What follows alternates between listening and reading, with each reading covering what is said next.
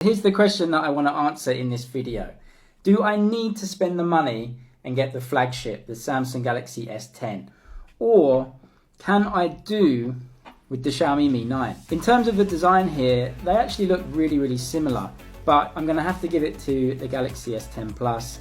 It is just a much more premium feeling, premium looking handset. But that's not taking anything away from the Xiaomi. Actually, the design on the Xiaomi is really great.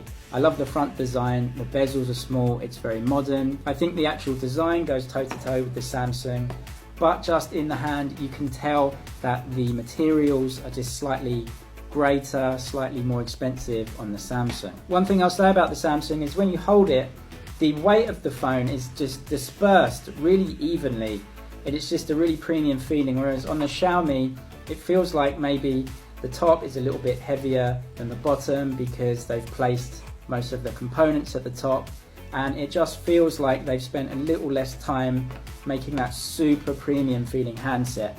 But then of course we have to remind ourselves all the time about the price difference of these two phones. They both have AMOLED screens, and even though I will again give it to the Samsung here, the screen on the Xiaomi is, I think, an amazing screen and something that you'll be happy to have on a daily basis. It's bright, it's an AMOLED screen, it's not curved, which may be a big decision maker for you. Some people just don't like curved screens, and you have to have that with the Samsung. You don't have to have that with the Xiaomi. I really can't say anything bad about the screen on the Xiaomi. It's bright. The blacks are just totally deep black because it's an AMOLED. It's very sharp. Again, not quite as sharp as the Samsung, but I think in daily use, when you've just got one phone in front of you all the time, I really don't think there's much difference between them. They're both 6.4 inches, and actually when I was using the Samsung, if you just tip it to one side, you can see a little bit of green coming in at the edges. Obviously the quality of the screens is different, but just because you're paying all that extra money for the Samsung doesn't mean you're getting a perfect device. There are still some issues with the Samsung. What I will say is that the Samsung seems brighter, more colourful if anything, which is just crazy because the Xiaomi screen is just really colourful and bright with super dark blacks. It's a great screen on the Xiaomi, but the Samsung just edges it. Again, is that the reason why you want to spend double the money just to get a slightly better screen? Moving on to that front camera there, obviously there's a big difference in design between the Xiaomi and the Samsung. The Samsung for the first time has gone for that hole punch in the top right hand corner. The S10 Plus has that double cutout for the two front cameras there. You've got a front camera and an 8 megapixel depth sensor. I thought that that was an ultra wide sensor, but actually it's just a depth sensor. On the Samsung, when you take selfies, I must admit the camera is so clear on the front of the Samsung. It takes incredibly crisp and clear selfies, and the colors are really great on that. Another neat trick that you get on the Samsung is you can change the focal length, so you can go from a wide angle to a super wide angle. Now, when I was using it, the difference between the wide and the super wide, I guess you could say, is not that big. It was actually surprisingly small, so much though that I'm not really sure why the feature existed. You could maybe get an extra inch or so either side of yourself for your selfie. Maybe you can fit just one more person in there. I thought the difference between the main camera and the wide angle camera would have been larger, but it isn't. It seems slightly strange to have such a small difference between them, but it is there. It's a 20 megapixel shooter on the Xiaomi, 10 megapixel on the Samsung. Actually, the selfie camera on the Xiaomi has a really wide angle too. I would say naturally just wider than the Samsung anyway. You get really sharp selfies out of the Xiaomi. Out of these two, maybe the Samsung just edges it again. I think you just get slightly better colors, slightly better images. Obviously the sensor that Samsung use is slightly more expensive. It's only 10 megapixel, but you just get sort of more depth out of the images. In terms of the design of those two, I guess that's up to you. I quite like the teardrop notch of the Xiaomi, and I also quite like the hole punch notch of the Samsung. Just moving on to that back camera there, again the specs look so similar between these two phones. They both have triple cameras on the back. They both have a main camera, an ultra wide camera, and a zoom lens or a telephoto lens. There's a lot of differences between the camera units in terms of megapixels. The main camera on the Xiaomi has a 48 megapixel lens, whereas on the Samsung it's 12 megapixels. Because the Samsung has fewer pixels, it can have bigger pixels. Now what that means is that the Samsung will do much better in low light, and it should have more dynamic range. It should, but of course with such small sensors anyway, it doesn't always turn out that way. And actually we can see from other phones like the Google Pixel that it's about software in addition to the hardware. The wide angle lenses and the telephoto lenses also have slightly different megapixel counts. Nothing really too much that would make a huge difference. What I would say is the pictures out of the Xiaomi are the best that I've ever seen from any Xiaomi phone. But then again, the Samsung, that camera is just incredible.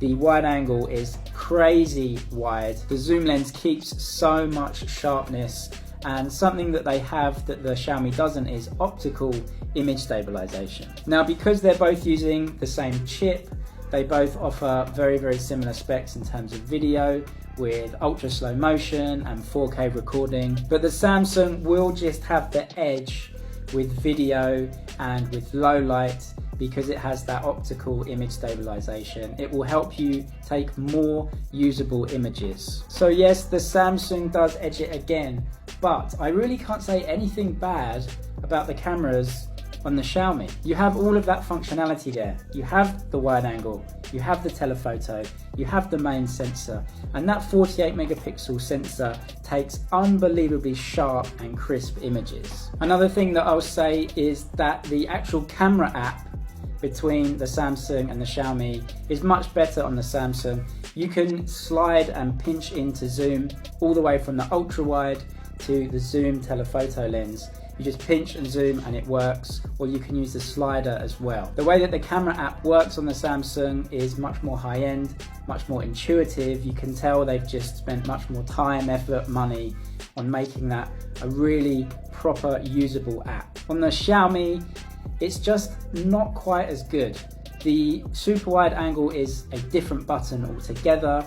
The 48 megapixel camera is actually a special setting that you have to turn on. It doesn't take 48 megapixel images all the time. Also, it's just a little bit slower when you're going between the cameras. Again, I would say the Samsung is better than the Xiaomi, of course, but it's probably not twice as good, even though it is twice the price. So I have talked about the Snapdragon. Obviously, both of these phones have exactly the same processor, Snapdragon 855. And with daily usage, and I have done some reviews of the Xiaomi and I've been gaming on it, this thing is incredible. It is so powerful and quick. There's absolutely no lag, and it works well in the Xiaomi with the 6GB version that I have. You're going to expect exactly the same thing out of the Samsung. I think on a daily basis, when you're using this as your actual phone, I don't think you're going to see any difference in performance when you're gaming or just using the phone normally between the Xiaomi and the Samsung. I was really surprised just how good, just how quick, just how powerful that Xiaomi is. Because they use the same processor, as I said, they have a lot of the same features. They have fast charging, they have wireless charging, they have under-screen fingerprint sensors. So this is just another area where the Xiaomi has on paper a similar spec, but again, the Samsung just outdoes it. So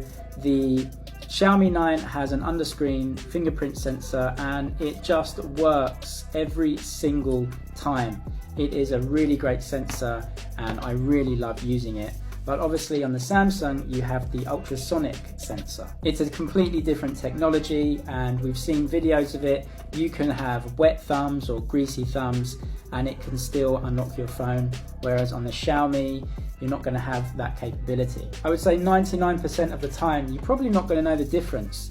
The Samsung sensor is more expensive, it's more high-end, but this sensor on the Xiaomi, it just works every single time, as long as you don't have wet or greasy fingers. So that's another area where you pay more to get a slightly better technology in the Samsung, but I'm not sure on a daily basis whether you really need it. I'm a big fan of the fingerprint sensor on the Xiaomi. Again, I can't say anything bad about it. It's just that the Samsung just gives us a slightly more premium technology. Another area where I don't really understand what Samsung were doing is the power button. The power button on the S10 Plus is placed incredibly high up on the device. It, for me anyway, is just unreachable with one hand. So I have to shimmy my hand up, or maybe just hold the phone in my left hand and then just press the button with my other free hand. I often use the power button to just turn the screen off when I'm not using it, and it's perfectly positioned on the Xiaomi about just above halfway up the screen, exactly where my thumb goes. But on the Samsung, it's really high up there, and I just don't know why they put it so high up on the phone. In terms of the operating system, of course, both of them use Android, and then Xiaomi and Samsung both put their own user interfaces on top. What I would say is that Samsung just give us a slightly more rounded, slightly more integrated operating system. Obviously they have Samsung Pay. Xiaomi has a pay version, although I don't think that you can use it outside of mainland China. So having the Samsung phone will definitely be easier for you to integrate with payment apps and other things. Of course, it's supported worldwide, whereas the Xiaomi may not integrate as well, but that may not be a massive problem for you anyway. There are ways around it, and if you use different apps, then it's not going to bother you. Alright, so it's pretty obvious that yes, the S10 Plus is a better phone than the Xiaomi. It is more premium. I would say that the design and the materials and just that extra bit of finesse go into the Samsung. However, I think with the Xiaomi, you're probably getting 70–80% of the functionality of the Samsung, but for a much cheaper price.